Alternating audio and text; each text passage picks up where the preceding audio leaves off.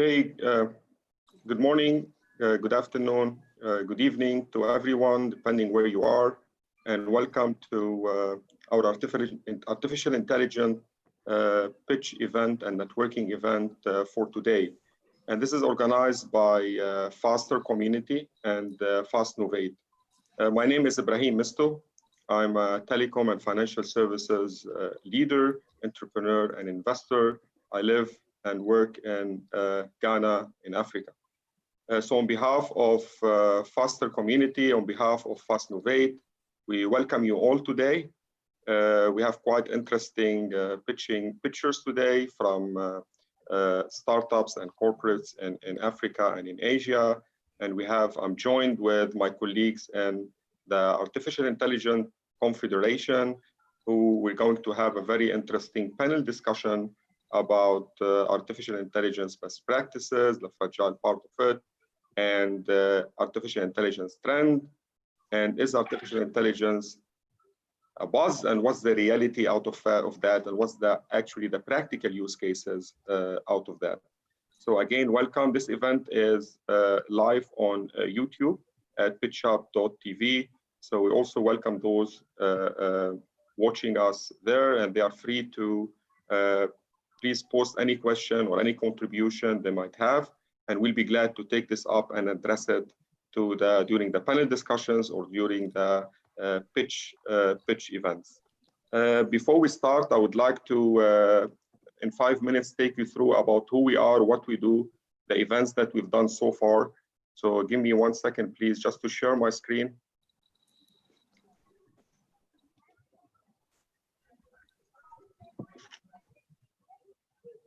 Yeah, Mustafa, can we see the screen?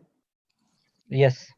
Okay, so in summary, as I mentioned, this event is, the agenda is around 2 hours. We are starting with shortly with an MC speech by Lady Sebnem Ozdemir, who's from MIT and who's gonna take us through and set the ground for AI and best practices and the fragile side of it from an academic perspective.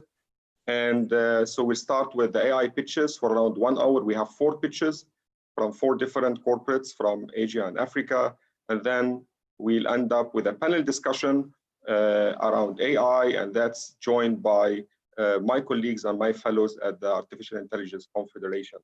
So who we are a Faster Community, and we are FastNovate. We are a global C-level business technology and digitalization network of leaders. We bring together corporates and startups and VCs, Asian investors, and all these in the business ecosystem, where they all meet and pitch events like today's, and LinkedIn groups and WhatsApp and others. The main objective of our network is, we call it KEDI, and KEDI stands for knowledge and experience and digital and innovation networking. So the main aspect of it is actually knowledge, is sharing, is not PR, is actually benefiting from sharing of knowledge across global leaders. And then this is the priority 1, and then the follow-up objective as well is business development, which comes later on as a next step after KEDI.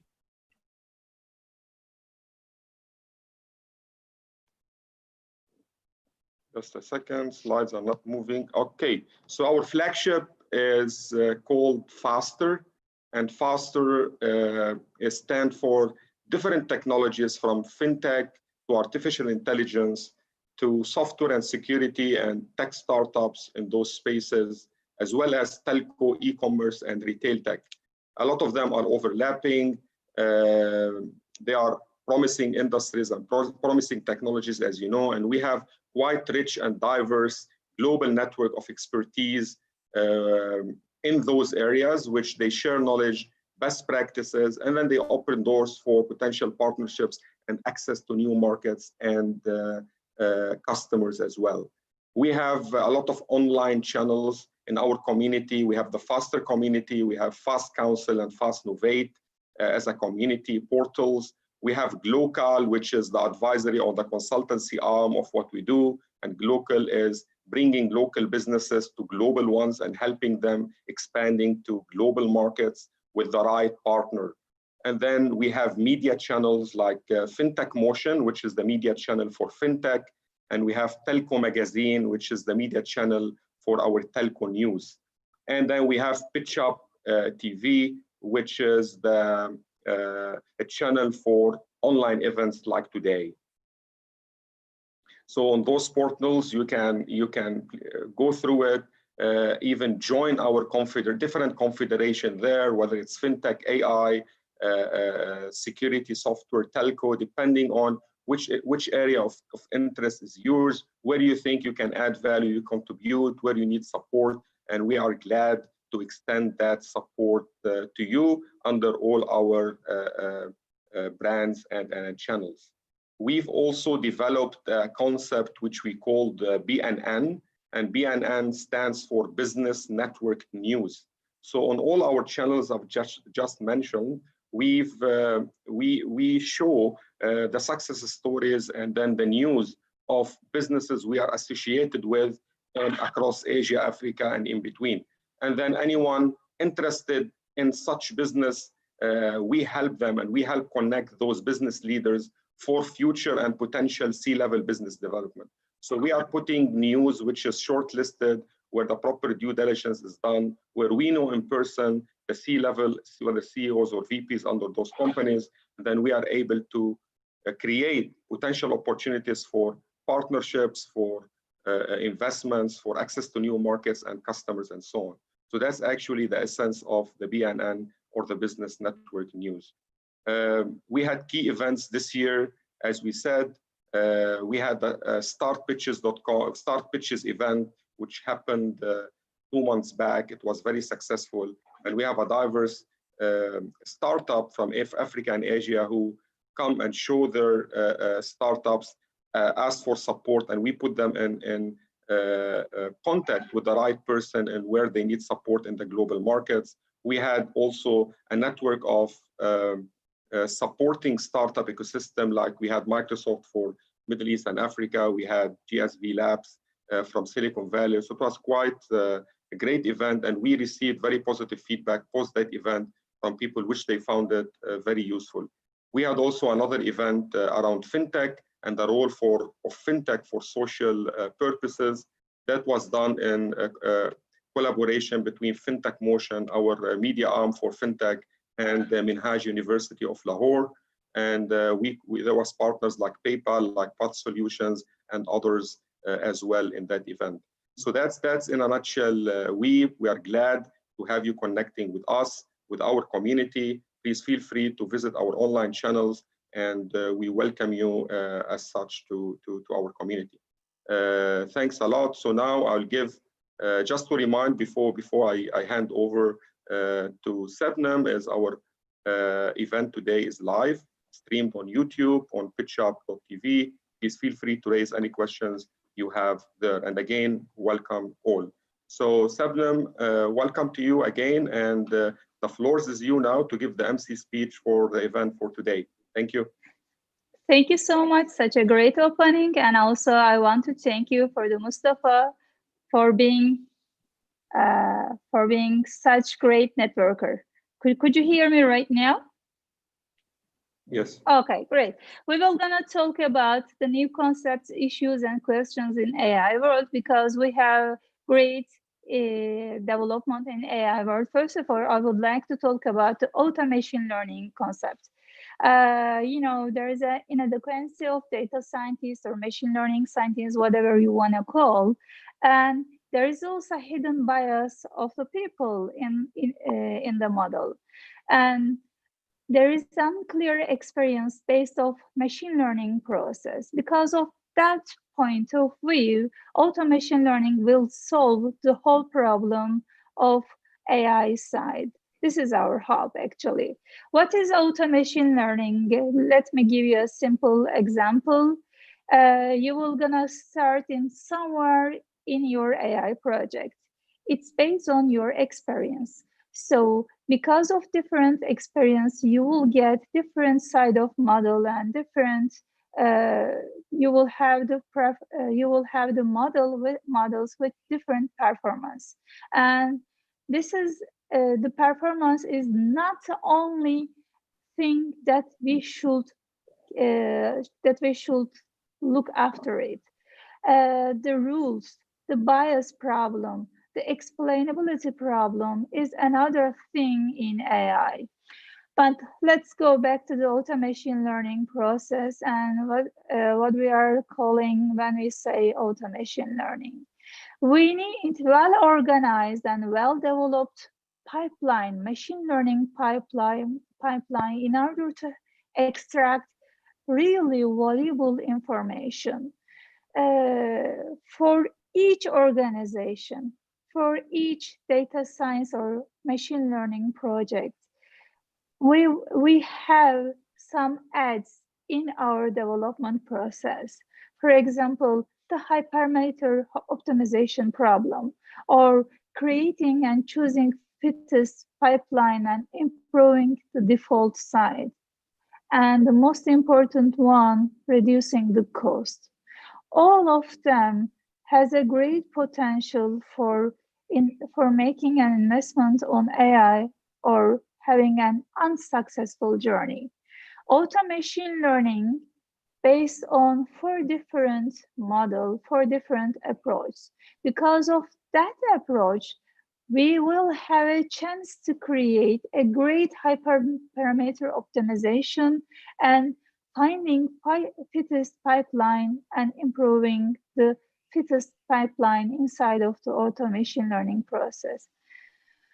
The main approach about auto-machine learning is Bayesian. The main approaches are Bayesian optimization, meta-learning approach, and reinforcement learning approach. According to MIT review, reinforcement learning approach will be the most important issue in 2020, if you don't count the coronavirus. And if you would like to get an experience on auto-machine learning, we have many great tools. Some of them are free, some of them are open to limited free version for the students and for the educators. MLBox, AutoScikit-learn, tree-based pipeline optimization tool, HTO, AutoKeras, Cloud Automation Learning, DataRobot, and Microsoft AutoML. Even though these tools are great tools, most of them don't have an deep learning side in their journey, automation learning. And I would like to talk about the fragile side of artificial intelligence. We called it as a bias. Like all technologies before it, artificial intelligence will reflect the value of its creator. Crawford told this sentence in 2016, and it refers to bias. The source of bias, population and sampling problem. Sometimes if you don't have enough information about statistic and you are just focusing on machine learning algorithm, it will gonna create problem. And the other source of bias is data collection. And of course, the background of society and researcher. And the last one is coming from algorithmic bias. From the 2014, we have a great bias example. Unfortunately, great bias example. We have a great lesson from the history. For example, in 2014, Amazon shows us how to bias affect and how to artificial intelligence create an elimination between people based on gender. And in 2018, Google Translate shows the bias in translation in languages. If you have a gender neutral word in your language, when you try to translate into another language, for example, O is a gender neutral word in Turkish language. It means he or she. You can't exactly refer to he, or you can't exactly refer to she. It's a gender neutral word, but when you use it in Google Translate, "bir doktor," you mean he or she is a doctor. Google Translate, Google will translate, Google translated it as a he is a doctor, not a she. At the end of the 2018 and in the beginning of 2019, Google claimed that fix that problem in the laptops, not in the phones. But even you want to try in Germany or in French, you will get the gender neutral word or sentence if you are directing a specific profession, job, like programmer, or data scientist. Still, it translates as a he, not she. And the most important problematic situation is about face recognition. We have that bias not only in Facebook, but also in Amazon, especially in the darker skin. You will have a problem that algorithm will notify you as a human.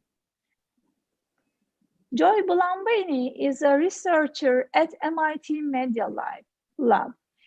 She was the one who revealed that problematic situation in the Facebook and Amazon, because when she used the face recognition tool that giants, she gets nothing because machine didn't recognize her as a human.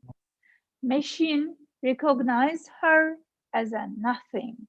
This is another problematic side of in AI. And the latest problematic news from 2020, and I will gonna end with that news. Sorry for saying that. In the beginning of July, we were happy because of GPT-3, the natural language processing model, which was revealed by OpenAI. Because when you give 2 words or more than 2 words, just giving a sentence, that model complete your sentence with most logical ideas and another sentence. But from the gender bias, from the society bias, we have religion-based bias because of GPT-3 model right now. Because when you use 2 Christian in GPT-3 model, it will gonna complete with mostly positive sentence. But when you write 2 Muslim, it will gonna complete the whole paragraph with negative and it will gonna full of the negative sentence and for the GPT-3 model, Muslims labeled as a terrorist. These are the most important stuck that we are in AI. I would like to thank you to all for listening me. I would like to take your attention and give another focusing side, not only developing AI, but also the problematic side of AI. Because if we don't eliminate those problematic sides, we don't have a chance to develop real artificial general intelligence. Thank you so much. Thank you so much, Sebnem. Quite interesting MC speech. We thank you so much for shedding light on some of the issues in artificial intelligence and on the fragile side, because sometimes we tend to forget that side and we focus just only on the hype side of it, on the benefits, but we have to always keep an eye on how these fragile issues won't drag us into bad things and into consequences going forward. I think interesting points you've made about the source of biases, like the quality of the data collected, and I think we are gonna touch on that during the panel discussion with our colleagues in the AI Confederation, and how to ensure that these biases are eliminated, how to ensure that the data quality is confirmed and it's checked and is monitored and so on. Quite scary examples you gave about the Google Translate, about the facial recognition, but that's happening. Unfortunately, that's the reality. And we as an expert around, we are debating on how we improve that going forward. So thanks again for your speech. We really appreciate it, Sabnam. Thank you. So from there now moving into the pitch event side, and then we have 4 interesting pitches today, starting with Mazen Hindi. Mazen, who is the director of analytics at Path Solution, which is a fintech providing core software for banking. So Mazen gonna take us through some of the useful use cases they have at Path Solutions. So Mazen, the floor is yours. If you are ready, please share your screen and take us through your presentation. Okay, thank you, Brahim. Thank you very much. Let me just share the screen. So the way we do it is the picture will have up to 10 minutes to present, and then we'll take like a 5 minutes Q&A after that from you guys. Okay, so Mazen, if you are ready, please proceed. Okay, thanks again. Good afternoon, everyone. My name is Mazen Hindi. I'm the Director of Analytics and Intelligence at Path Solutions. Since we're somehow on a tight timeline, so let's just get into things directly. So in the next 10 minutes, I will be going over briefly the evolution of machine learning, basically how it came to be and its foundations, and what played as a major facilitator to the rise of artificial intelligence. Next, we're going to go into the financial sector, coming from a company which provides solutions for this sector specifically. We're going to talk about the opportunities that artificial intelligence gives in that sector.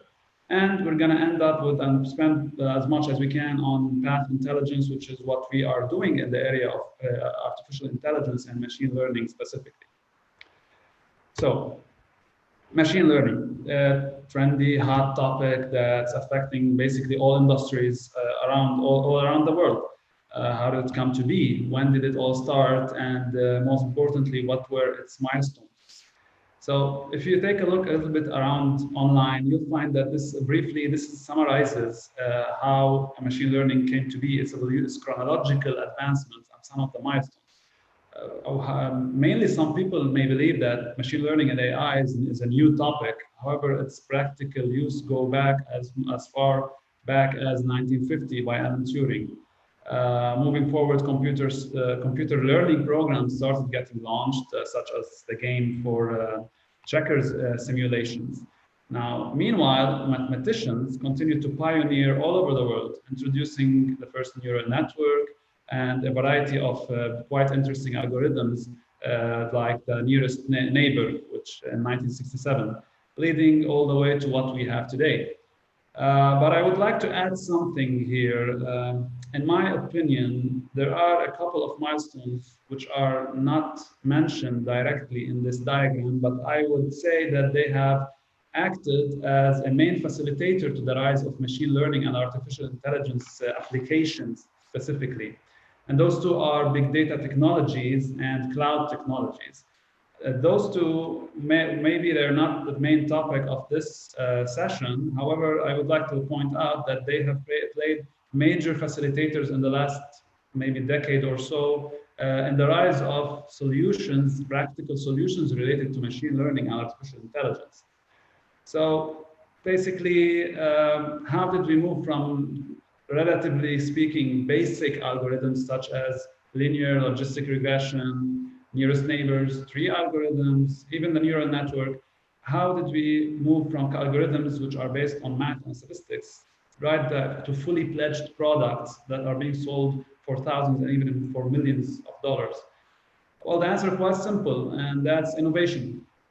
You can gather 1 million pieces of bricks and they wouldn't form a house for you. But if you learn or come up with some ideas on how you can put them together in the right sequence and the right order, you would get a house from those bricks.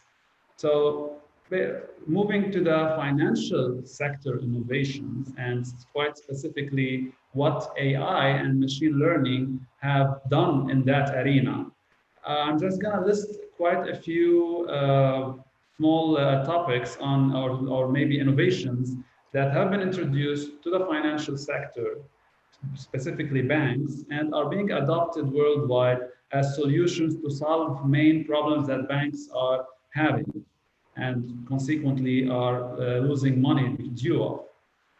So fraud detection, for example, traditional methods of fraud detection, such as rule-based applications, for example, when someone is making a withdrawal of over 10% of his entire balance, then this is a suspicious transaction. Those basic rules were the traditional methods of fraud detection and identification. However, according to a study done in 2019, 13% of 1,000 companies have already used AI to tackle financial crime. A further 25% are planning to do so, and that's because of the huge benefit they can touch in reality due to the losses they incurred previously because of fraud and cybercrime. Now, this may sound like a huge product, like a huge and complicated concept, fraud detection. But if you break it down into pieces, you'll find that it's a combination of usage of things like random forest, like isolation forest for anomaly detection, like logistic regression, somehow complicated neural networks with multiple hidden layers. So it quite works quite beautifully to identify fraudulent or suspicious transactions. Moving on, another innovation that maybe I think everyone has in the modern world has been in touch with is virtual assistants or chatbots. So in the past, people would essentially have to go to the bank to make a financial transaction, for any financial transaction, whether it may be a withdrawal or a transfer or anything. Then if they want to ask a question, moving forward, they had to pick up the phone and ask the call center. Now it's much easier than before with the introduction of chatbots, which is essentially a direct response from a machine to any inquiry you may have using the natural language processing, which was just discussed a few minutes ago by the lady in the call. So it has facilitated quite a bit of scenarios where people will just want to know some things about what are the available types of loans, what's the interest rate, how many installments am I behind. These kind of simple questions are now facilitated by the usage of chatbots. To pick up a little bit quicker, other innovations in the financial sector also include wealth management, having financial advisory, algorithmic trading. For example, what's the best investment to make in securities, for example, in the Fortune top 500 companies. Algorithmic tradings would look at the past to be able to identify which is the best investment moving forward if we want to base our analysis on the historical data and how the prices have shifted in the prior period using forecasting methods. And of course, underwriting. Now, to be able to give more time to our own innovations and products in that area, I'm going to move to Path Intelligence, which is basically the segment of our company which specializes in producing data solutions and intelligent products. Intelligent meaning the ability to imitate some of the human activities that previously required human intervention. So at Path Solutions, we are committed to providing solutions to empower banks to act intelligently with their data and their processes. Having said that, Path Intelligence can be separated into two separate segments, the analytics and the intelligence. So if we want to talk about the analytics, there's a combination of AI and big data, of course, in conjunction with each other to provide those customer insights. On the analytics side, we use AI and big data technologies to give the banks a broader perspective about their customers. So essentially, that means that what we want the banks to be able to do, we want them to be able to, we want the banks to be able to understand how their customers feel about them. And essentially that means going for how they are talking about them on their pages, on social media, and etc., using sentiment analytics.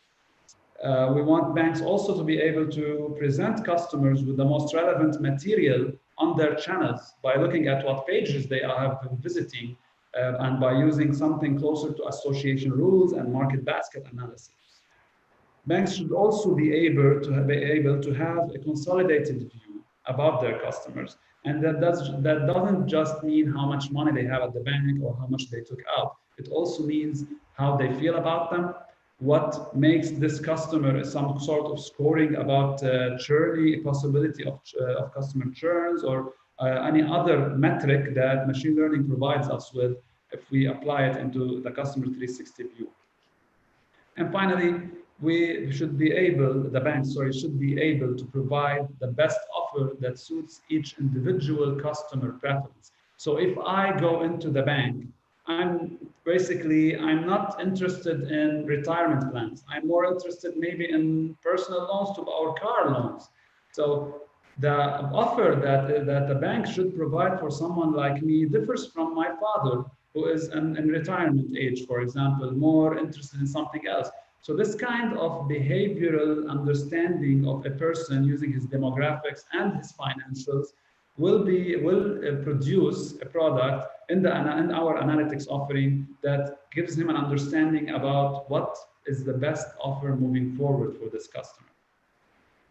Now, on the other hand, when we talk about products, intelligent products, for each product, we have tried to identify a certain business problem that banks are suffering from, and to answer that problem or satisfy that problem by providing an appropriate product that answers those issues. For example, banks suffer from not having a consolidated view about their customer base. For example, if a bank wants to see how segmented is their customer base, or how are they partitioned, what is similar among his customers and what is different, which kind of groups do their customer base represent. So this is where intelligent behavioral segmentation comes in, using a variety of characteristics of the customer or dimensions. This system will be able to group similar customers together based on different different characteristics of the customers, whether they may be demographic, geographic, behavioral, financial, risk-related. So given that, this will give the bank a capability to identify each incoming customer to which segment he belongs to. What would that give the customer the ability to do, or what problems would it solve? It would give the bank a better understanding of their audience. It would give them a better visual view of their customer representation, which they didn't have before. And they can even go as far as allocate risk based on each segment separately. So you can imagine a situation where a new customer goes into the bank asks him a few questions about his demographics, maybe about his financial information, and directly they can identify, for example, what kind of risk in numbers would this new customer pose against the bank. This is something that banks weren't able to have before, and such systems give him the capability to do that. Moving forward, another problem that banks are facing is that they are losing worldwide, of course, billions of dollars annually due to security attacks that occur on their customers' accounts. those hackers basically perform a variety of operations after they go into the customer's accounts. They can do withdrawals, they can do transfers to their own accounts, resulting in financial loss to the customers, which the banks have to compensate for. Accordingly, we have built an innovative product by bringing intelligence into the omni-channel systems as a standalone feature. We do that by giving the customer the capability to identify suspicious login attempts in real time. After you identify whether this is a suspicious login attempt, you can either block the login or require a second factor authentication, or just authenticate it and just give him the room to do whatever he wants. Technically speaking, this includes using optimized methods, and this is where hyperparameter tuning comes into play, of course, where we use optimized methods of advanced clustering techniques and unsupervised anomaly detection algorithms. Each problem, there's no one-size-fits-all problem with machine learning. That's why we use a combination of mathematical operations, statistical processes, and machine learning techniques to be able to tackle those kind of problems. So combined with some basic rules, such as risky IPs or risky customers or blacklisted regions, we can offer a highly reliable protection system to the bank's customers, which of course will result on a better confidence that customers will have in their banks, increasing their profitability. The last problem, you've exceeded the allocated time. We just try to close up in the next 30 seconds. Sure, this is the please. last section, and I'm not going to go into the demonstration I had prepared. It's fine. It's nothing. It's not major. The last problem I wanted to tackle is that suspicious financial activities on a daily basis, costing also billions of dollars, related to transfers and in the process of fighting anti-money laundering. So accordingly, we've also built a system which combines supervised and unsupervised anomaly detection techniques to come up with a solution that identify those transfers, suspicious transfers in real time as well, and act accordingly. Now, of course, I've exceeded my time, unfortunately. I apologize for that, but I wanted to show everyone a small demonstration of how we actually tackled one problem faced by a bank at our customers, from our customer base. But of course, okay, can I suggest something? Maybe in the general Q&A session and the panel discussion, touching on the best practices and the use cases, maybe we'll come back to you and then maybe we'll have the chance to do the demo. It's okay. Okay. I think I've covered everything I need to cover in all cases. No worries. Thank you so much, Mazen. Quite interesting presentation about best practices in the financial sector and the AI innovations for banks and under AI and big data. So thanks a lot. Thank you. You've also eaten into the Q&A session of yours. So I think I have time for a question or two for Mazen. If anyone have any question to Mazen, we'll take one question, and then later on for extra questions, we can take it up in the general Q&A at the end. So please feel free, any questions you might have on what Mazen just presented.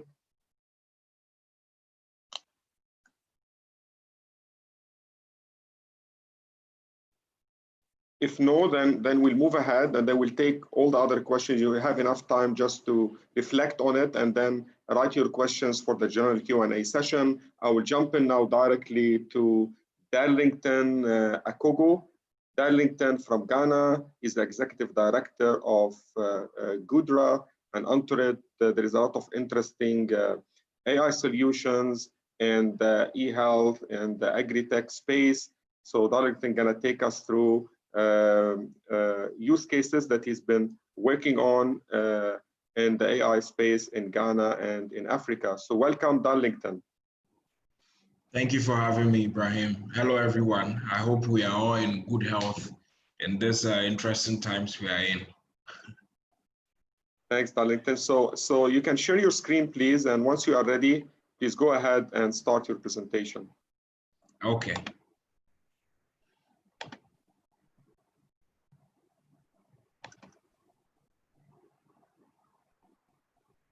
Can you see my screen? Yes. Okay. So I'm going to instead be talking about our Kara Agro AI project, so AI applied to agriculture. So a brief introduction of myself. I lead Mino Health and then Kara Agro AI as well as Rand Miller AI Institute. I'm also part of, or I lead a topic group on AI for radiology under United Nations, WHO as well as ITU. Yes, there isn't enough time, So to briefly mention with Mino Health, what we've been doing is that we have AI systems that we combine with cloud computing and a series of other technologies to be able to address certain problems in healthcare. A key one being diagnostics. So we build AI systems to be able to diagnose diseases, but also to do a number of other things like triage and prognostics and forecasts. So we've been lucky enough to expand this work. We recently won a grant in partnership with Imperial College London. We won the UKRI grant to work on digital diagnostics for infectious diseases, focusing on diseases like malaria and even COVID-19. So yes, agriculture is a very tough space in especially Africa. It ties into food security and then hunger. So for example, statistics shows us that in 2014 to 16, about over 200 million people were undernourished. And what that leads us to is another statistics that is quite troubling. 1 in every 4 persons are undernourished in sub-Saharan Africa, and that's the highest in the world. And interesting enough, at the same time, 1/3 of all food that is produced is lost. And this food loss in itself can cost up to almost $1 trillion globally.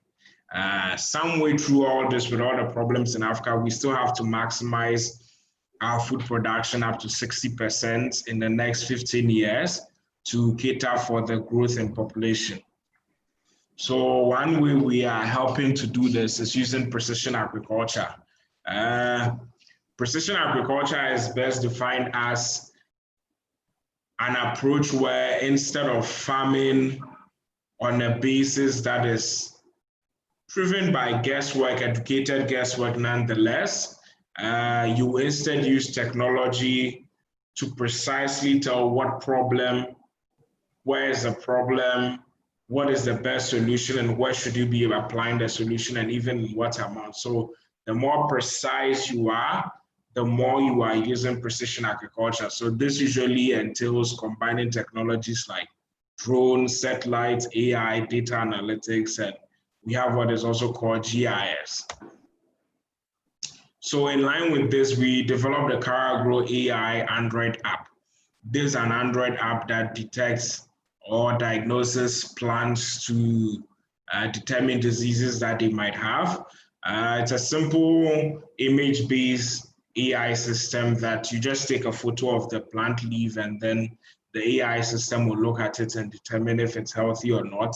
If it's not healthy, what kind of disease is present. We support close to about 10 different crops, each with tens of diseases under each of those crops. So we've been working with University of Ghana, the Crop Science Department, to improve the app so that it's more accurate in different scenarios. So yeah, this is a video showing how the system works.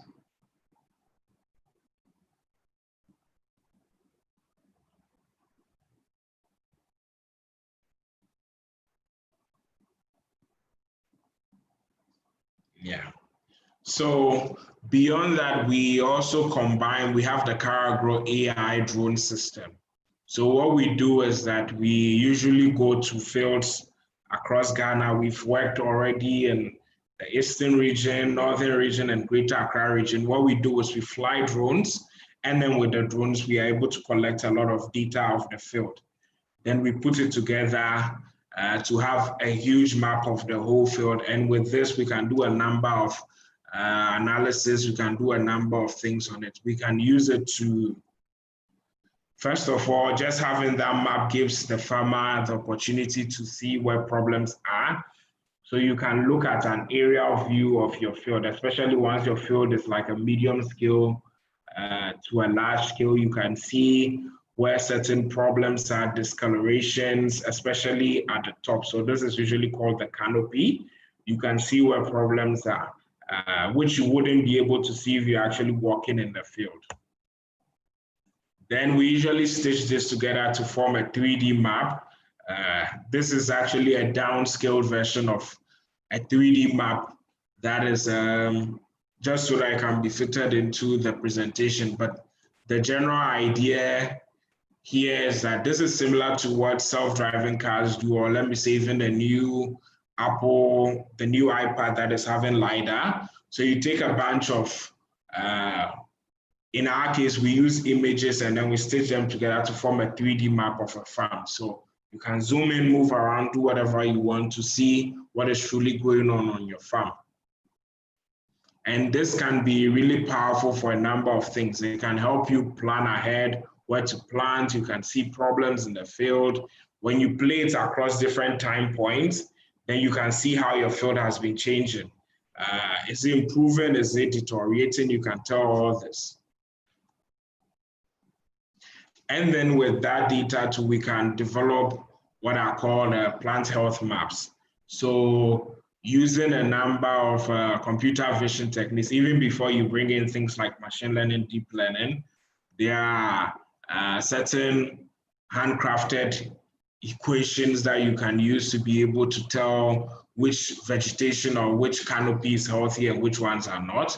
So generally the red ones you see are unhealthy, the green are healthy, yellow is average health. So this can be good in helping farmers identify problems early enough, go and find them and address them. Using the right hardware, we can even go as far as detecting problem 10 days before they become visible to the human eye. And the key hardware in there is usually near-infrared sensors. So if you combine them, you can detect a lot of problems. This is also an example of it. This is a granite field in the northern region of Ghana. You can see the green as well as the red. So you can see places that have issues that you have to go and further investigate. In this case, there were a lot of waterlogged areas as well as which was affecting the vegetation, but also diseases have started emerging in the field. Beyond that, we also do canopy assessment where we can determine the size as well as the height of different canopy, and this is important. You can then be able to determine which portions of your field are having issues with maturity, which crops, which rows are not growing quite well. You can see it and then go and further investigate what is happening. So yeah, this is a good summary of our systems. If there are any questions, I'll be more than happy to expand with more details. Thank you so much, Darlington. Thanks a lot. Quite 1 or 2 minutes earlier, so you did it well on time. Thanks so much. Interesting to see addressing very critical problems we have in Ghana and in Africa in the agriculture sector. And as you nailed it right, I mean, now the food security is of essence in the time we are in with the pandemics and so on. So I'll hijack the first question actually and ask you, do you provide this as a service? Do you provide the platform as a SaaS? You know, with farmers and being illiterate and with technology surveys. So how you are going to market with such solutions with that customer segment? Yeah. So unfortunately for us, I mean, we work on multiple sectors, but the two main sectors we've chosen, healthcare and agriculture, are very, very stubborn sectors, especially in Africa for different reasons. So you are right, in agriculture, if you're dealing with most farmers, which are small scale farmers, there's a lot of opposition towards even new changes and even paying for things. So our early adopters actually happen to be plant breeders. These are people that are trying to develop new breeds of various crops. So in the northern region, for example, you have Sari that is focus on developing new groundnuts. These are groundnuts that have higher yields and they are resistant towards diseases. So they are usually scientists and they are developing this thing and then shipping it out, selling it to people across Ghana.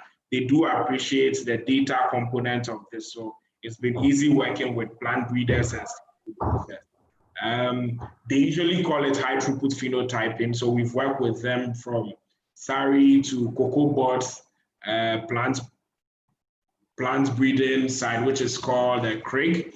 So yeah, that is basically, the key thing is to identify your early adopters and gradually see how you can expand. So we've been doing that process of even engaging medium scale farmers, but also trying to educate the smallholder farmers. That is a process in progress.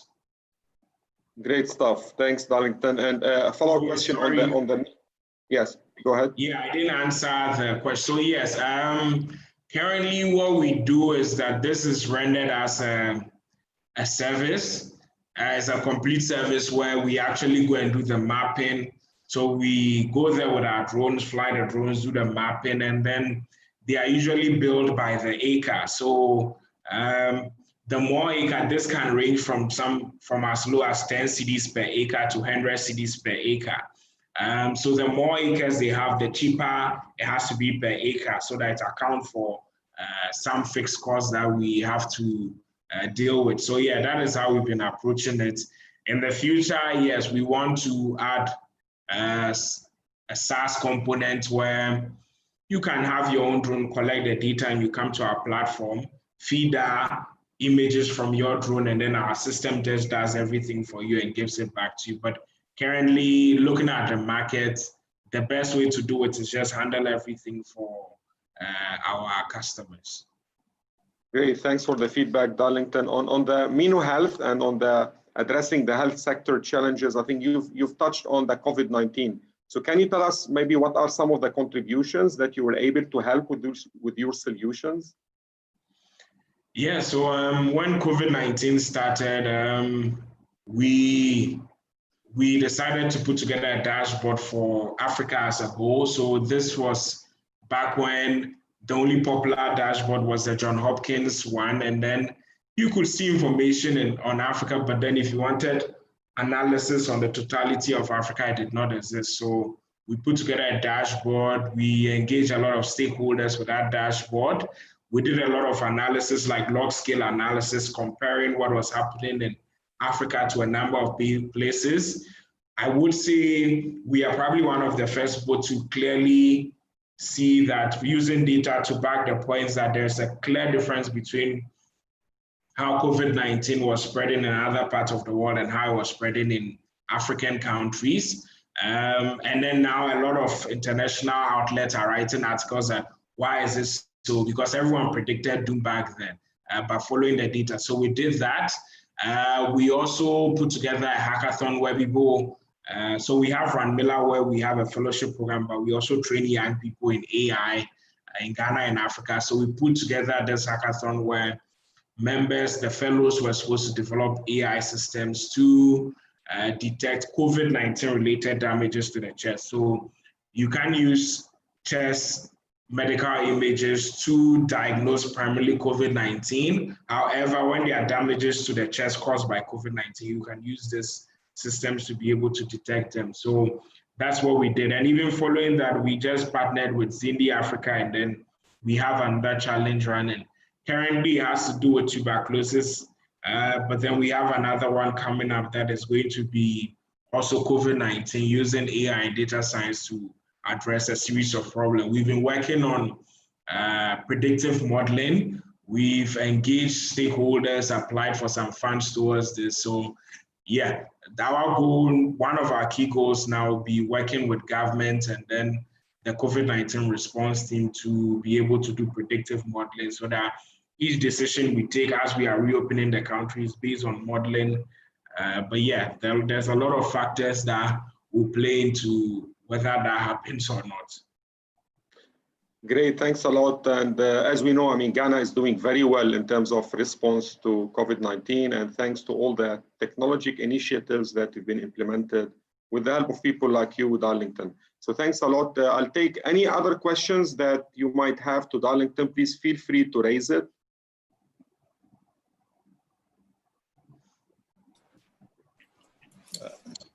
Hello.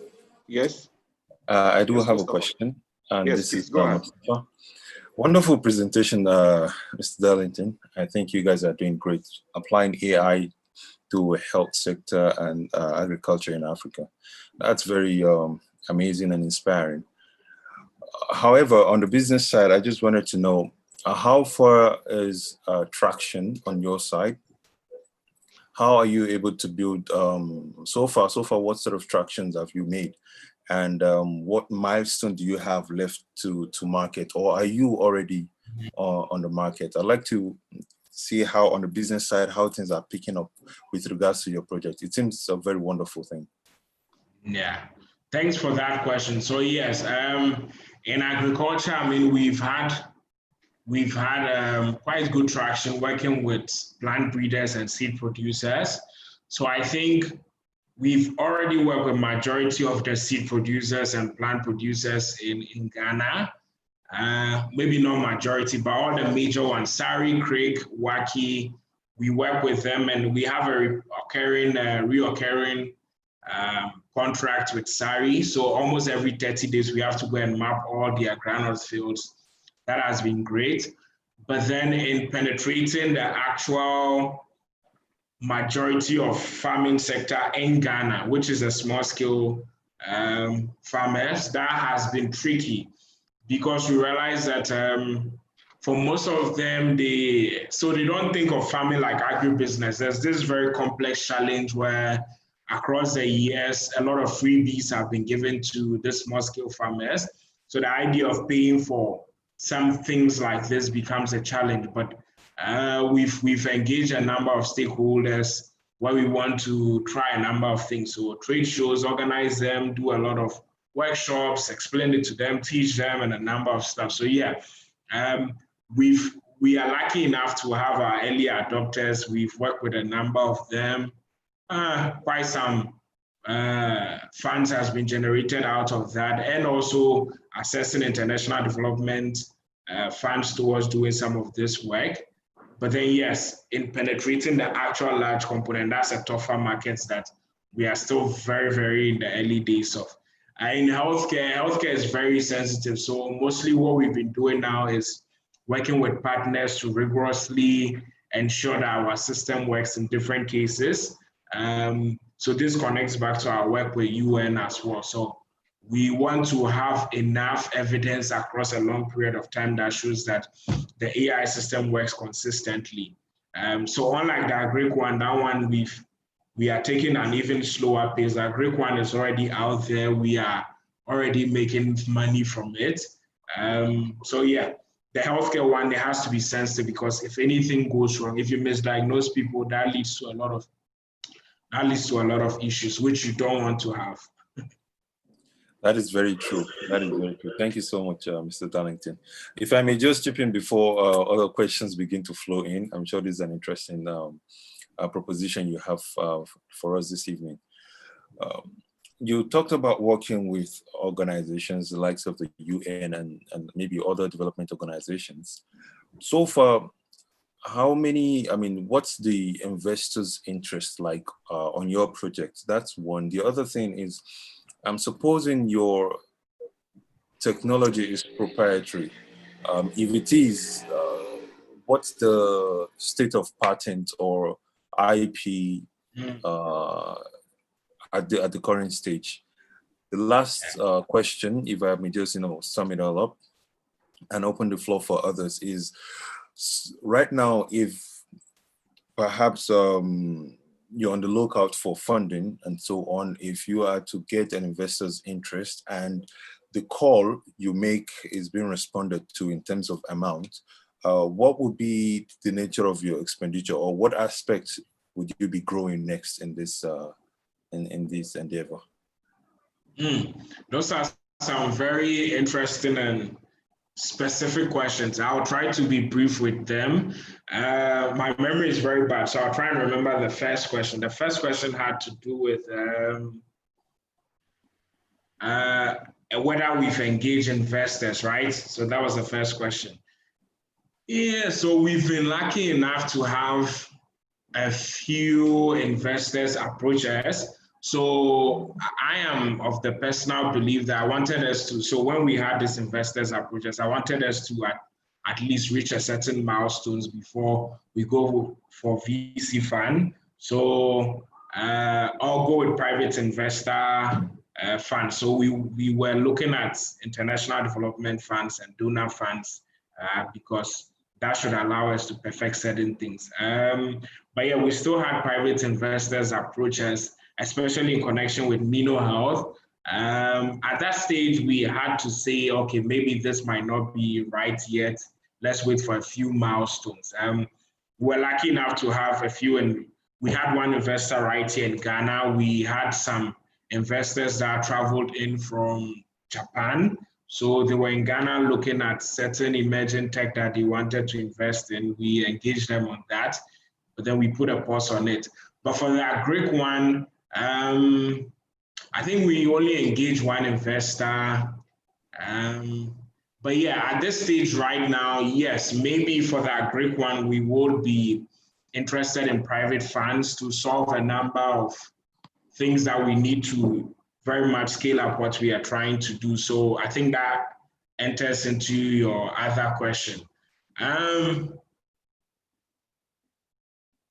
I mean, yeah, we can have this discussion privately, but then as far as how much we need, it depends on which of the things we are trying to address. I mean, there's a lot of issues. Even trying to just truly drill into the small scale farmers can be an expensive process. We are looking at rewriting a number of stuff from ground up, changing that project, a lot of issues that could be addressed. But yeah, we can have that discussion privately, but this could be, so currently, one thing we are looking at is just small funds to address some of our immediate problems somewhere around, so what's the name? About $500,000 is enough to address these small immediate problems.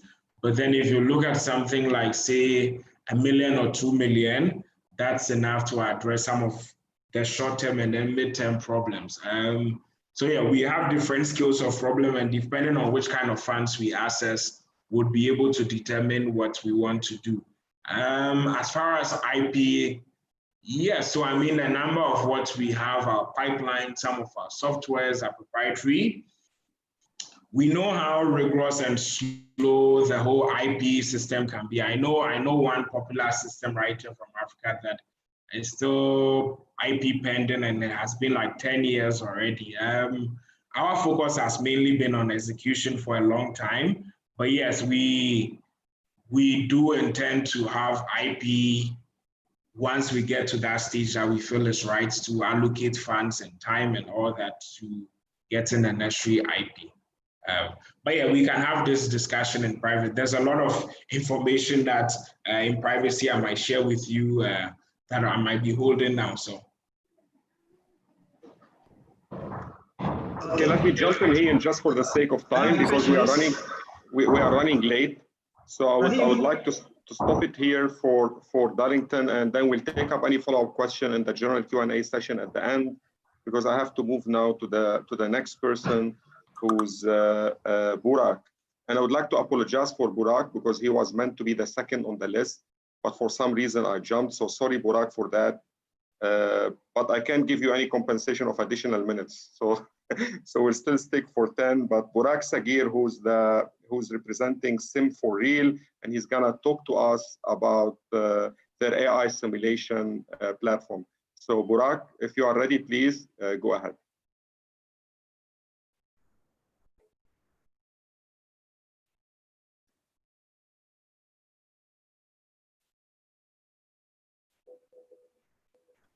Yeah, Burak, if you are hearing us, we can't hear you, but we can see your screen. Do you hear me, by the way? Yes, now we are hearing you. And okay, great. Please, go ahead. So, I would like to explain today our solution is a little bit different when you compare with the the current AI solution in the market in the issue, because we are focusing on the management side, decision support side. So we create AI management platform from the cloud. You can manage it.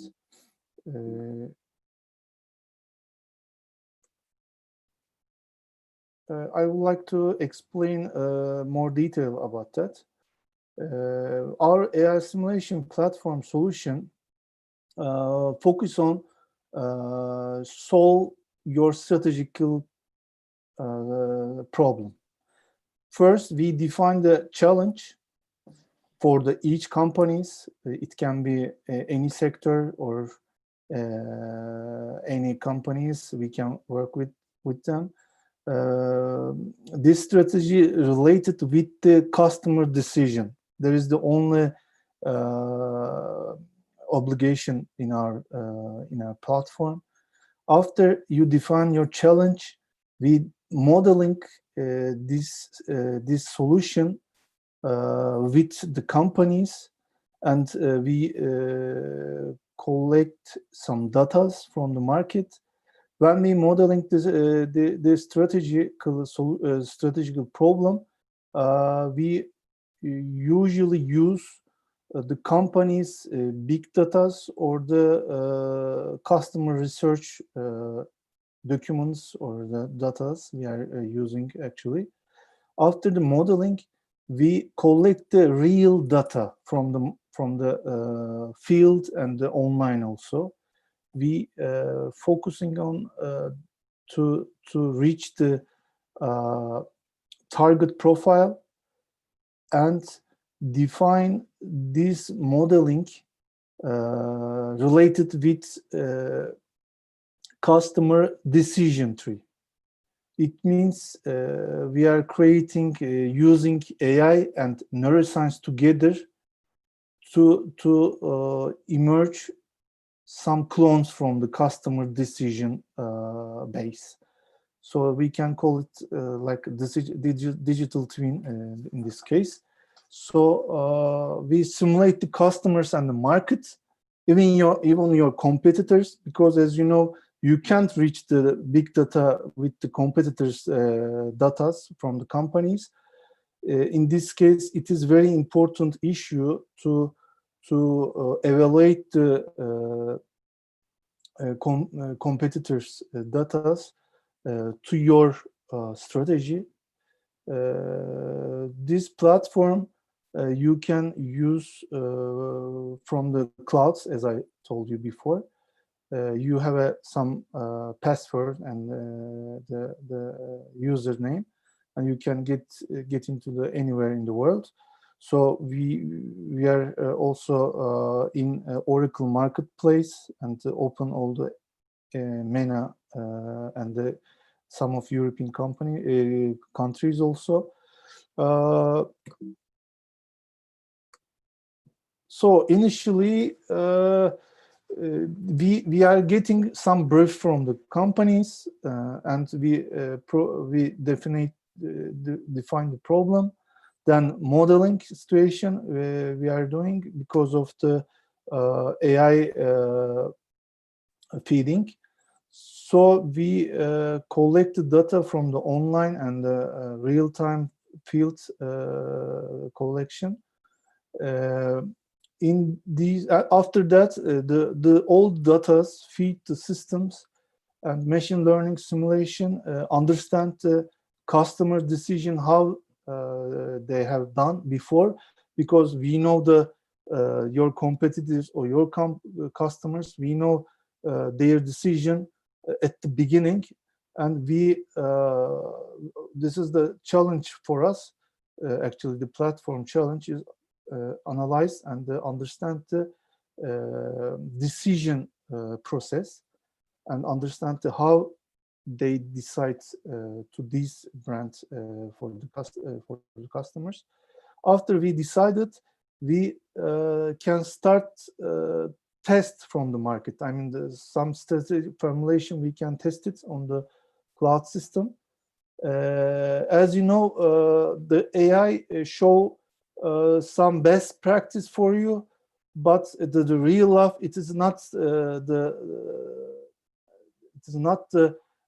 IT or programmatic life, as you know. Lots of differentiation in the environment, the customer sides, and also even we are came across with the epidemic situation right now. So the changing every time, the time is changing and the environment is changing. So you can follow up from the clouds, and you can refresh the data with some period, and you can use this platform for your increased market share, message-wise, product and service-wise, and the keep your current customers, and also switch the competitive customers to your site when you simulate on the market, because we clone to markets to our platform, and you can simulate and test for the each strategy, for the each customer segment, for the each competitor's brands. You can use it like that, and also protect your market share. Also, as you know, lots of competitors come up the market, so they try to get some market share from your site. Also, you can see the old risks and how can I develop long-term strategy against the future threats. You can use as like this. How our platforms run, as I try to explain, we understand our customers' decision by AI. When we understand our customers and competitive customers, we create some virtual markets in a platform-wise. We gather all the data from the real customers, and we use this data to create a virtual customers in that case. Deploy all the data and the marketing strategy and virtual markets. You can compose all virtual customers, strategy test, ranking, and all the most effective market share strategy, how we can use and we can define in order to your resources. You can make a decision with our platform like that. There is some, I would like to share with some cases also. One of the leading GSM operators in Turkey, we have done a project with our platform. They would like to some of customers carried from offline to online. They don't want to the number carrying number GSM numbers from the shops. They would like to move to online this attitude. So we model the market and habits, and we collect all the data and feed that. Then they create their strategy in order to increase their online carried situation. And the second one is the one, again, the one of the biggest white goods households companies in Europe, in the third range, in Turkey also the first in ranking. So they are struggling to gain the market share from the LED television category. The customer assume that this is not an electronic brand. This is a white goods company, and they don't want to approach to buy their products. Again, we model all the competitors and the markets. After that, in order to use our strategical point of view from our platforms. They gained 10% of market share, and the only time they had the market leader in the LED television category. This is our second biggest success in Turkey also. I don't know what's the time. It is.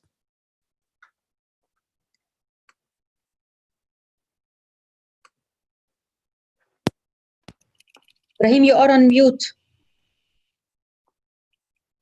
Sorry, Yeah, thank you, Maya, for letting me know. Thanks, Burak. I think you just did 10 minutes exactly. So thanks a lot for delivering on time. We can go quickly to the Q&A session, and question will come from my end to you. I mean, great seeing all these use cases and what your platform is capable on delivering. My question is, how do you quantify that what you are doing is actually leading to that objective result, let's say, of market share improvement? Because there could be many things happening in the organization that's improving the market share. So how to tell is that your AI implemented strategy had led to that specific gain in a market share? Actually, this is the, for example, for the white goods cases, they have done many strategy and they didn't get any market share after that.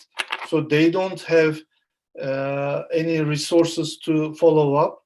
And in this case, they accept to follow up to AI solutions from the data solution, let's say, and they focus on the directly with these strategy.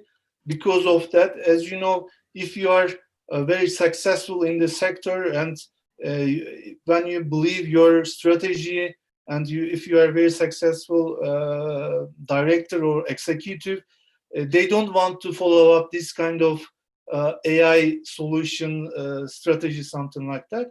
So in this case, it is very proper for us because they don't have any success in this case. They have done lots of things and they didn't do anything. This is the only things we can try for the AI situation like that. But after that, when they got succeed in order to our solution, we had an agreement with exclusive agreement. You can't work any our competitors, something like that. And we've got 10 categories product we have done with this platform. Great, thanks for the clarification. Yeah. Thank you, Burak. Any questions to Burak? Anyone want to raise any question to Burak before we move on? If no questions, then let's move on to our last but not least on the pictures today is Manaf Mahfouz. So Manaf, who's the global practice head at Nagarro, and then he's gonna talk to us today about the digital products and the AI digital products at Nagarro. So Manaf, we are able to see your screen now. Welcome again. And if you are ready, please, you can start. Thank you, Ibrahim. Thank you for giving this chance and for attending this session. So let me know if you're able to, you're able to see my screen, correct? We can see, please go ahead. Yes, so my name is Manaf. I am leading the chatbot practice, and this is part of the Big Data and AI ML business unit. And today I'm gonna go quickly speaking about Nagarro.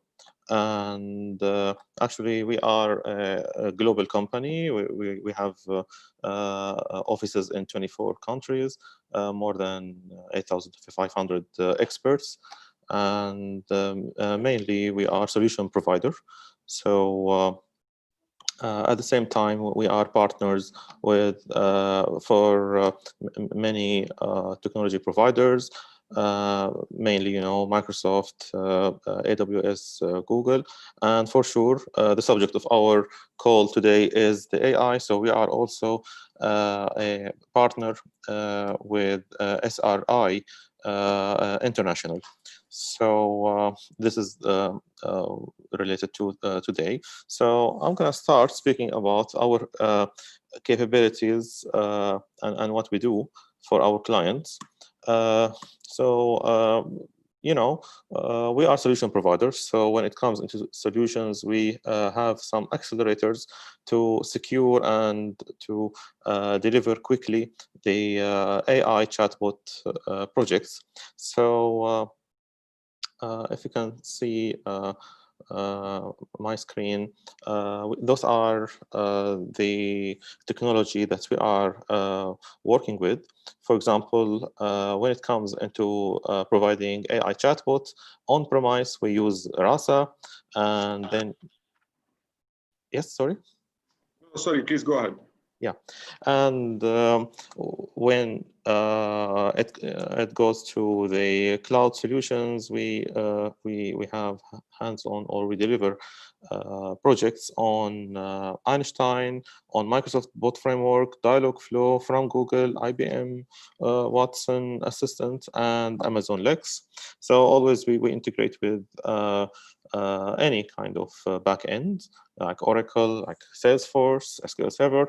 Then for visualization, how do we prove that our projects is really going to help the business of our customers? We do that actually by using our own dashboard that we develop based on Elasticsearch and Kibana. So also we have our way to test chatbots and do automation testing. So for automation testing, we use the tool for Botium, and also we can guarantee that the bot is ready to go live using the QBox, where QBox can give us analytics report, so we know that now enough training, it is ready for production. So those are the technology that we use when it comes into many platforms. So the question is, how do we select what is the best option for our client? Is it Microsoft Bot? Is it Dialogflow, IBM Watson, or Rasa? So we have our own golden sheet. We go with the client for questions. We look at their, we look at their technology stack, and then we see which is the best option for them.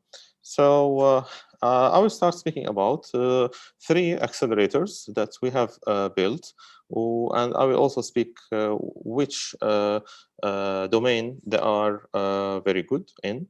So I'm going to speak about some what we call dynamic dialogue, all e-commerce websites to find products that the user is looking for. So it is going to play like virtual assistant to help the user understand what the user is looking for and check on the database, and then keep asking questions to the user until it finds the best match. So I will start with that one. Usually, as I mentioned, this is like if the user was saying, for example, let's say the user went to e-commerce website like Amazon, like MediaMarkt in Germany, like any those websites. The user could say, I'm looking for TV, for example. Now, we have built this accelerator. The accelerator is going to connect quickly to the e-catalog of the website, and then it is going to see how many TV, for example, is there in the stock, and or how many type of different option it has.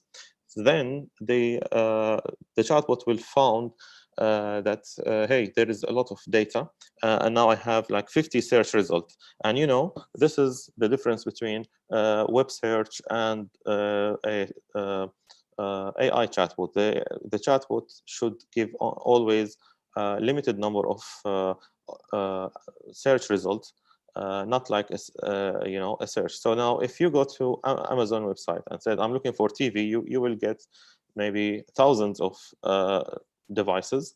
And then some of them can be filtered based on brand. Some of them can be filtered based on screen size. So now the chatbot is going to automatically see that there's load of matches. Then it will go back to the customer, and before giving the answers, it will go back to the customer asking, what is the, for example, screen size? If the customer said, I'm looking for 55-inch, then it will filter down based on that. And now, if we have 1,000 result, then now it goes maybe down to 200 maybe. Now then, the chatbot is automatically going to look at another answer from the user that can filter down. For example, it will say what brand you're looking for. Then if the user selected Samsung, then we have now, let's say, 20 TV device.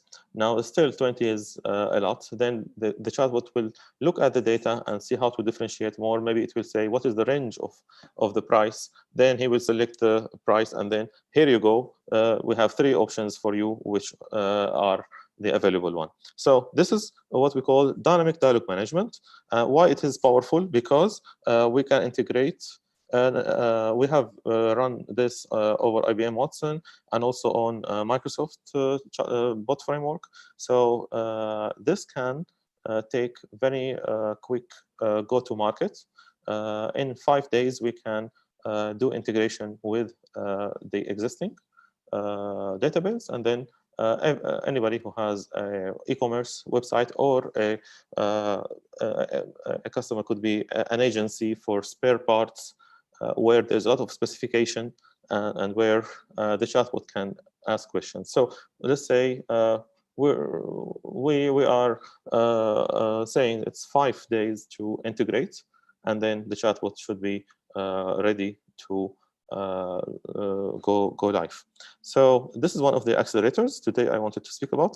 The second one, whenever it comes to virtual assistant, and we want to speak to our customer, said, let's introduce a chatbot that can solve the repeated questions. Like every call center could have 70% of repeated questions that can be answered by the chatbot. And then we allow human of the call center to look at more challenging tasks. So we introduce here a chatbot. Now, we always receive feedback like we are worried whether our end user is going to be happy to speak to a chatbot.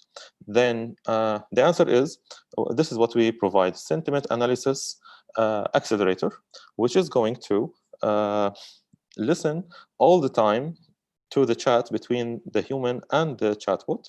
And then any moment we feel like there is anger or there is somebody is not happy. So for example, if the chatbot was saying, can you help me, or which one? So then if the user goes like asking too much questions, this is here, this means there is somebody not happy, not satisfied, or angry. Then the chatbot can immediately switch and forward to human agent saying, I guess better introduce my human colleague who will be able to assist you at this time. So this is the second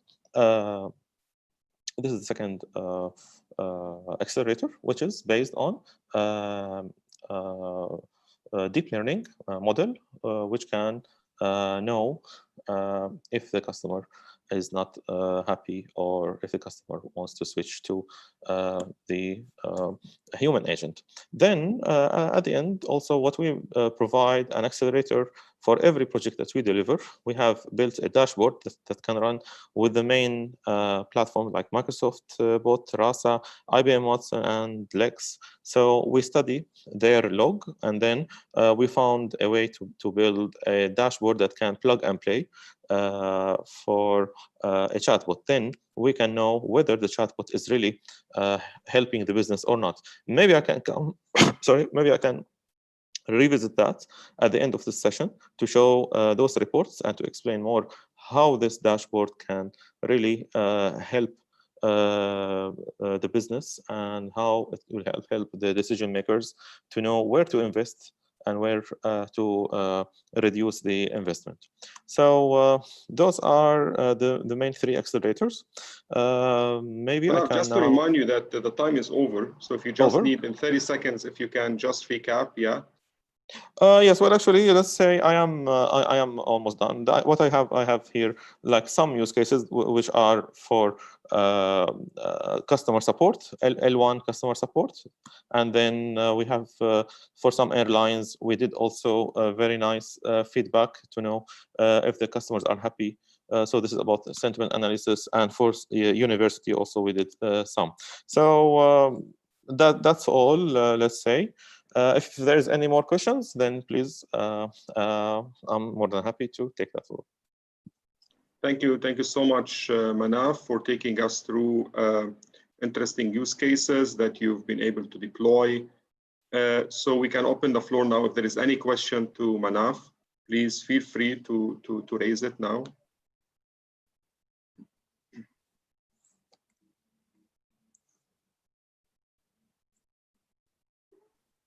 Okay, if there is no questions, that maybe you can reflect on what Manaf have just shared, and then you can raise it up in the panel discussion to come now and the general discussion to come now. So we're left with 30 minutes to the end of this event. So in those 30 minutes, we'll be having a chat with our colleagues from the AI Confederation, talking about key topics in the artificial intelligence.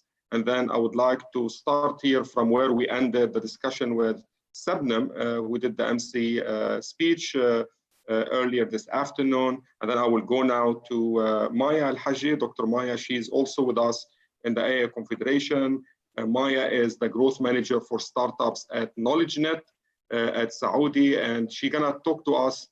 So if you're gonna talk to us, Maya, about reality of artificial intelligence. And so we talked earlier on about the fragile side of it. So looking at the bias in terms of the data quality and others, what you guys are doing in terms of ensuring the data integrity, the data quality that enable you provide the use cases for a proper AI solutions at your enterprise. Thank you, Ibrahim, for the introduction, and thank you for the great event. Actually, as usual, you guys are organizing beautiful and really incentive events. I'm really very impressed with all the panelists and the pictures with what they are doing with the AI science now. I'm especially impressed with the talk from Ms. Sebnem about the challenges and the malpractice maybe of some of the artificial intelligence, knowing that, as she said, it is taking over a lot on our human life, which is very important and very, I don't want to say scary, but serious. At this point, with this talk also, I want to share with you some of our experience in KnowledgeNet. KnowledgeNet has been here in Saudi Arabia based for 16 years now, building solution for data analysis. Let me just begin with some statistics that says that more than 40% of the businesses do not achieve what they want to achieve because of misinformation. We saw a lot of that now in those the pictures today, and how they are trying to solve that, and which makes sense and correlate exactly with the research. Having said that, I want to shed their light about how those misinformation is being transferred. Having misinformation means that the collection of that data might have a problem in the beginning, at the first stage. This is what KnowledgeNet have seen, and is working with a lot of banks and the banking sector to provide solutions for banks so they can avoid misinformation. How do we do that? There's a number of ways, but having bad data is the main maybe the only, I want to say, but I don't want to say the only, but the main source of misinformation, because having bad data means that we have bad analysis. Bad analysis leads to bad information. Bad information leads to bad decision or misplaced decision that will not get the banks or any institution where they want exactly to be. At KnowledgeNet, we do have a software for that that we developed and tested for more than 15-16 years now. This solution called Datability NX is here to cleanse the data for the integration. We do housing of data collection and data cleansing. Having a robust data quality analysis is the key in our work. And having said that, we used to master this, we used the software engines, we used the predefined rule books, quality management, quality monitoring. All of this combined will cleanse the data, and moreover, Datability will get you the opportunity to have the alerts that you need to better your data. So if a data is mispresented, we do have our Datability solution will provide you the alerts and the procedure that goes to the collector or to the software user, so they have the chance to clean it if it cannot be cleaned automatically. If another attempt is done, or alerts, many alerts are automatically launched, so we have cleaner data. This is what we are here to do. And I can see more than Mr. Manaf and Mr. Darlington are using a lot of AI, and we are happy to lend them any help if they need to clean their data for better information. And as you mentioned in the beginning of the session, your purpose is the same as our purpose, to have a better ecosystem and better knowledge, better so we can use this to have a better solution to the market. Thank you so much, Ibrahim, again, and Mustafa, for the event. And we are here to help any pitcher or any solution provider for a better data cleansing. Thank you. Thank you so much, Maya, for sharing the best practices you are applying in your enterprise in the data cleansing. Thanks a lot. And we appreciate your contribution, usual contribution in our events. You've been a critical supporting partner in a startup event we had earlier and today in the AA event. Thank you. And we look forward also to keep seeing you in the future ones. So let me also take this opportunity to thank also our colleagues in the AI Confederation. I see Tori with us now. So from Saudi, I go all the way to Ivory Coast. So Tori, welcome, and welcome to the event with us this afternoon. Can you hear me? Sorry.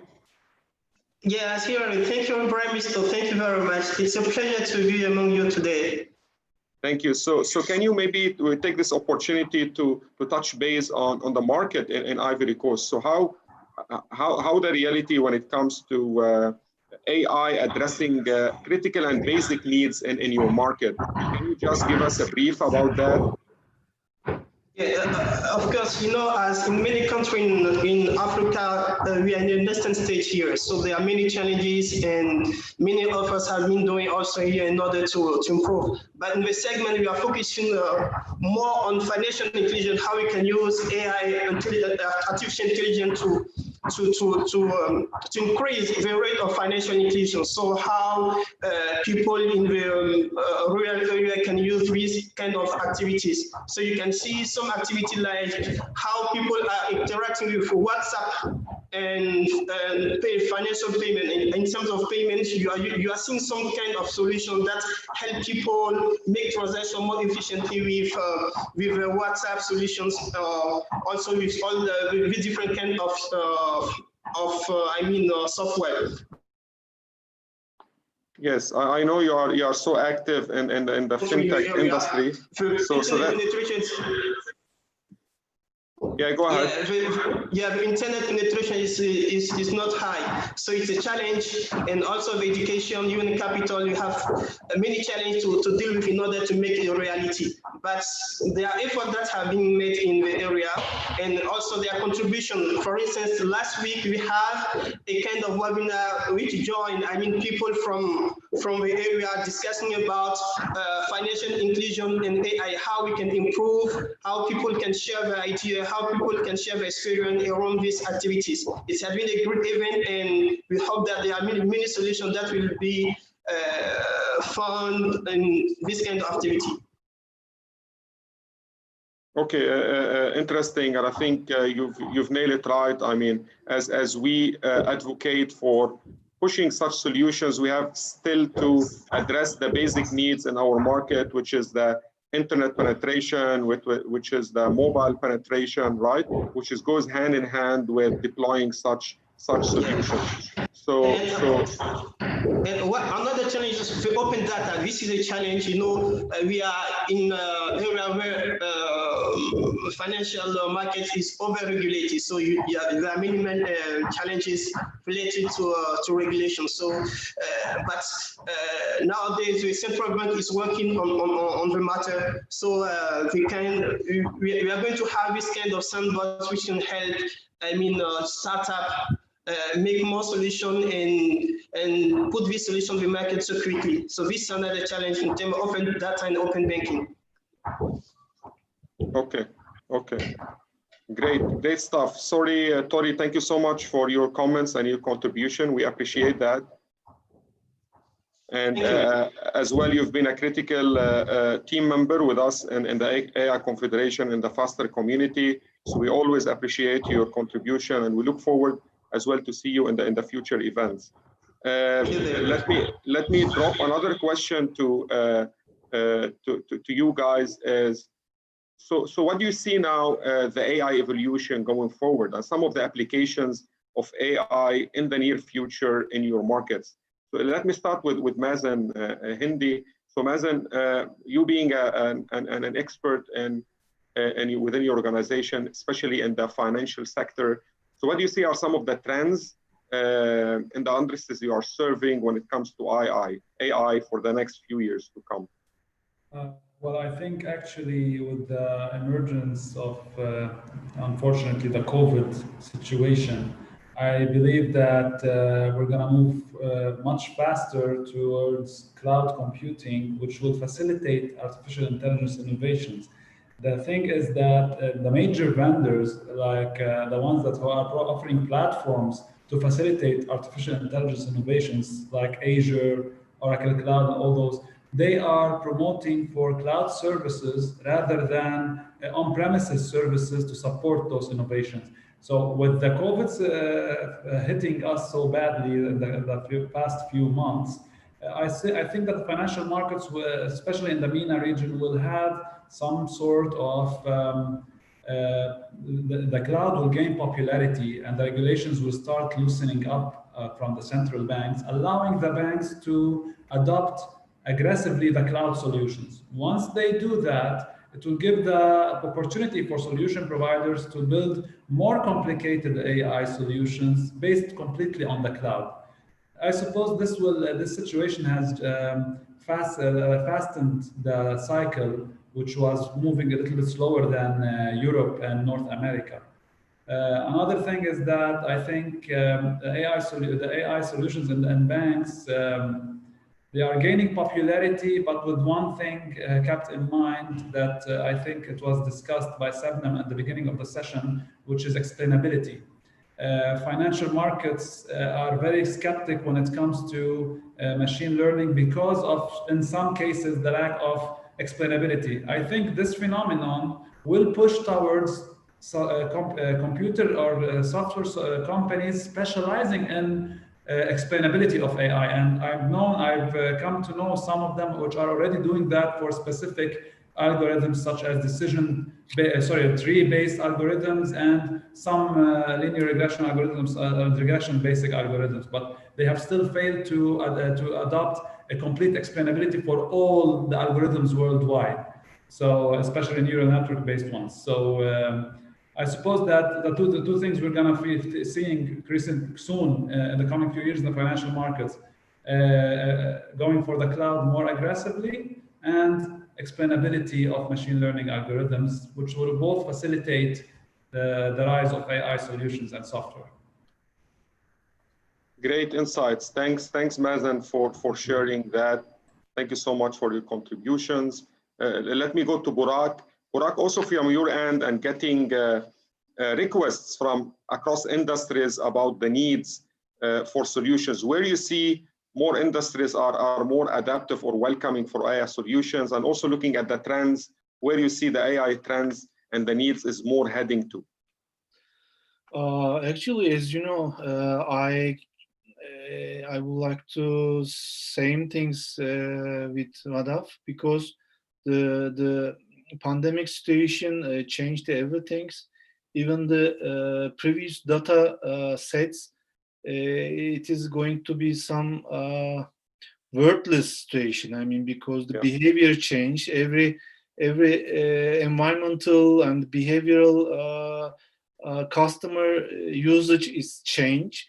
So probably the solution will move on little bit different sources to reach the different datas, not the current usage datas, because we don't have time to collect all the previous data, the new situation. So the data, it is getting more important in the future. I believe that. So people try to find out different way to collect data with the current situation in order to feed the AI algorithm, because as you know, the AI algorithm is the same. So the decision, it's going to be same, but the input data is changed. So in this case, the companies and the industry wants to get this the current data as soon as possible. Great. I do have, if you don't mind, Ibrahim, I do have a question for Burak. He mentioned the use of AI in customer service. I do understand the maybe the efficiency for the company itself, so it's less overhead. But do we have any statistics or any indication of the customer experience satisfaction by using or being having this interface, not interface, but the dealing with an AI, a robotic answering? Do we have a customer service? Is it higher or lower? And having this person who is detecting, or maybe the machine who is detecting the anger level of the customer. So does it mean, how do you see that? Actually, you are asking with the chatbot and the RPA solutions, how is going to change, or I didn't get the main point of your questions. I'm trying to ask you if do we have satisfaction statistics with the customers? Are they satisfied with this chatbot that you are creating, or is it creating more confusion or less satisfaction? I'm not sure actually. Yes, chatbot also, it's going to be a new way to collect data from the customers. It can be, because at the beginning, as you know, the chatbots come up with some customer service solution. So in this case, maybe it's going to collect data from the chatbot. It could be another usage for the brands and the companies to collect some of the data from the customers. So this is my idea. I mean, maybe Manaf, can you maybe help on this as well, based on the solutions you provided with chatbot and others? Do you have some insights on this to share with us? Yes, definitely. Well, actually, the chatbot, has started, let's say, 2018, and people used that one. Many customers has implemented that, and then we came. The hype has gone, and then now we are after the hype, and now I believe we are going to go again to the second wave, which is going to be taking the reality. Or taking the chatbot to the real cases. For example, we have seen how many company has enforced or asked their employees to during this pandemic not to go to office, and that's where a lot of call centers has gone, with minimum capacity. So that's where chatbot started, helping in this case. Now, what we believe, what we also built, we built some chatbots to answer questions about, information for COVID, and that help hospitals to let their staff actually take time to rescue life and leave the answering questions to the machine. So that's also something. So what I'm trying to say, chatbot in the past got a lot of trust from the people. Then it was faced with the reality. Then people distrust the chatbot, and now they are building trust again on a solid background. So that's where I believe chatbot future will be, and we are building more and more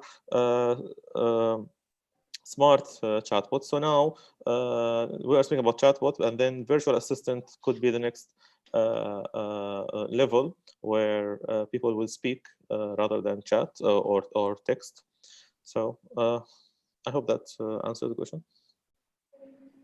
Manaf Bey, Mr. Manaf, we will agree with all what you are saying because of behind of you something signals that we should. You've taken this from my mouth, Mustafa. Yes, I've been scared asking him the questions. I mean, with all these things in the background. But because I like the ancient stuff. It's not about war or. Very effective resources. Manaf, congratulations, you convinced us. Okay, I see. All right. Okay, great stuff. Great. I think we left with like 8 minutes to come to the end of this event. So maybe taking final questions if there before we close. Yeah. Ibrahim, sorry, maybe there are one person didn't talk any, and please help me. Who's that? Mr. Sezgin, do you hear us? If Mr. Sezgin, yes, I am hearing actually. As far as I know, you are in the RPA business. RPA is nowadays is a trend topic, and RPA, especially enterprises from fintech and telco, also started to replace some positions, some missions with RPA. Can you give us some short introduction about your existent business and technology about RPA, please? Sure. Actually, I would like to mention not only RPA, also AIOps. We mainly actually focusing on projects around the IT operations and automation. So most of the projects are somehow, I believe it's going to get more help from the AI. Artificial intelligence is supporting us, first of all, for RPA. RPA is actually is trying to make the robotic process automation. So what we are trying to achieve is having the same tasks with a person and try to make the machines taking the role of the people. So we cannot for sure automate all the tasks that people decide and act, but we can make the how can I say, repeating activities of any person such as actually having an invoice introduced into the system, taking some documents recorded into the or digitized in an environment, can be automated by RPA. RPA is tactically actually dealing with this one. But the how can I say, the percentage we can achieve by having the real people behavior to the as a machinized approach is far actually behind the expectations. But what we are now trying to handle is using AI to support us. What can be automate? What can we automate, and how we can make this better actually from the ROI perspective, from the return on investment perspective. So we call it intelligent automation in these days. So we don't only focusing on the automation, we are also using intelligence to decide better automation scenarios. So this is the first part for the RPA. The second part is the automation part. So also we have some systems which are helping us to collect data from the servers, applications, or the IT service management systems. We are mainly actually collecting data, heavily collecting data, and we are usually telling the system that, okay, I want to generate an alert when these conditions are happening. But nowadays, we are also trying to use AI for operations perspective. So making analytics and also teaching systems that if you see this and that behavior from the monitored system, then you can decide that this is an anomaly, or this is the baseline of the system, so it's not anomaly. So we are directly trying to use AI in both topics, one for RPA and the second for the AI ops. And it's all going well, but still actually, yeah, we see some samples. It's not in the, how can I say, the level we can have more scenarios. I saw some examples, real examples from the actual speakers. We are not at that point, but I think the AI will help us for our future. Most welcome and thank you, Sezgin Bey. As far as I know, you are already inside of some big banks and some big companies about this issue. Yes. IT monitoring and also replacing some regular operations of people shifting by bots or something engines. Correct. Actually, even actually a government and also institutions and also the real banks and manufacturing companies are trying to adapt themselves for the robotic process automation. And also most of the sectors industries are trying to get help from the AIOps to make their teams efficient, actually, efficient than before. Thank you for your sharings. Most welcome. At the somehow we are closing to the at the end of our event.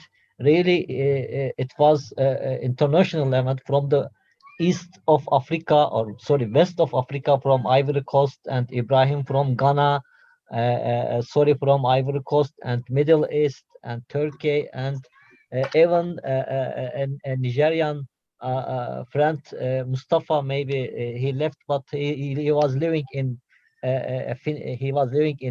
Malaysia as PhD student in Malaysia FinTech University. And then so we another good event that all together. Shukran and thank you to all. And as opening speech, let's a little. She was listening us as well. That thank you, Lady Shebnem, to be with us together as you opened the speech. And again, if upon all this event speech, we would like to give you a kind of a closing speech, but not least as we will continue a little bit last speaks and voice of our joiners today. But if you share your AI perspective and AI knowledge about in general in narrow AI, or we sometimes we are focusing on the AI for enterprises, but there is also needs to be something AI in social, AI in general, or something. Nowadays we called AI is narrow AI. You know more. Please share us your opinions, and then we will somehow in the last minutes or last dakika or session of our meetings welcome again everyone. Thank you so much. Such great event. Let me give you a different, opposite point of my thing about AI for 3 years. My 3 years perspective is based on optimistic point and the pessimistic point. The optimistic point is related to data. If you had a chance, if you had a good policy about widening the data literacy in the society, we may have a chance to get rid of bias and explainability problem. And another problematic situation, I'm still in the optimistic point. The problematic situation, currently problematic situation in AI is about the learning models. If we had a chance to create a fuzzy reinforcement learning model, we can maybe get rid of some bias problem in AI. Otherwise, if we're stuck in reinforcement learning, we don't have a chance to evolve more than Aristotle's logic. We need Lütfi Askerzade's logic in AI side, again, in the reinforcement learning. At the pessimistic perspective, having stuck in bias and not finding any solution to explainability problem, it will create AI into an asset under the data science set. So winter is coming. I'm sorry about the AI. Losing our belief in machine learning AI, it will gonna turn whole methods into data science. We can call it as a rise of data and fall of AI.